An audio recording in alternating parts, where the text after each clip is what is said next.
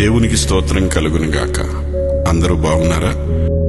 ఈ భూమి మీద మనం జయ జీవితం కలిగి ఉండాలని దేవుడు ఆశిస్తున్నాడు. అందుకే దేవుని మూలముగా పుట్టిన వారందరూ లోకమును జయించుదురు. 1 యోహాను 5:4. దేవుడు సెలవిచ్చినట్లు ఇక్కడ లోకమును, శరీరమును, సాతానును జయించగలము. జయ జీవితం అనగా ఒక నూతనమైన జీవితం, దేవుని కొరకు సంపూర్ణంగా జీవించే జీవితం. జయ జీవితం సమాధానకరమైనటువంటిది. ఫిలిప్పీ 4:7 సంతోషభరితమైనటువంటిది.